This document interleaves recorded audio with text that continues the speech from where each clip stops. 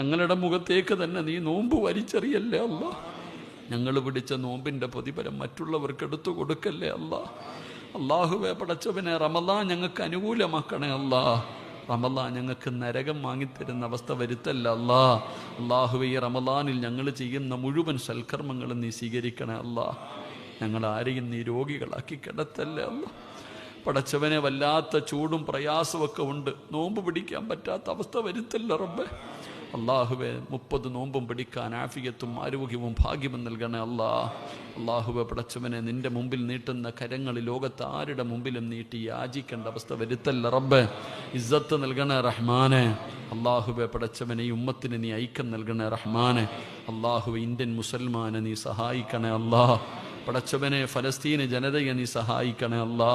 അവരോട് നീ കരുണ കാണിക്കണേ അല്ലാ. അള്ളാഹുവെ പടച്ചവനെ, അവർക്ക് സമാധാനത്തോടെ ജീവിക്കാനുള്ള ഭാഗ്യം കൊടുക്കണേ അല്ലാ. അള്ളാഹുവെ, ഇന്ത്യൻ മുസൽമാന് വലിയ പരീക്ഷണത്തിൻ്റെ ഒരു ഘട്ടത്തിലാണ്. റഹ്മാനത്തോടെ ജനിച്ചു വളർന്ന ഈ രാജ്യത്ത് ഞങ്ങൾക്ക് ജീവിക്കണം തമ്പുരാനെ. ഞങ്ങൾക്ക് നീ അവകാശം വാങ്ങിത്തരണേ അല്ലാ. ബദരീങ്ങളെ സഹായിച്ച അല്ലാ, ബദരീങ്ങളെ സഹായിച്ച അല്ലാ. അഹങ്കരിച്ചവരെ മുഴുവനും പാഠം പഠിപ്പിച്ച അല്ലാ, നീ ഞങ്ങളെ സഹായിക്കണേ റബ്ബേ. ഈ ദുആ എന്ന ആയുധമല്ലാതെ ഞങ്ങളുടെ കയ്യിൽ വേറെ ഒന്നുമില്ല റഹ്മാനെ. അള്ളാഹുവെ, നീ ഞങ്ങളെ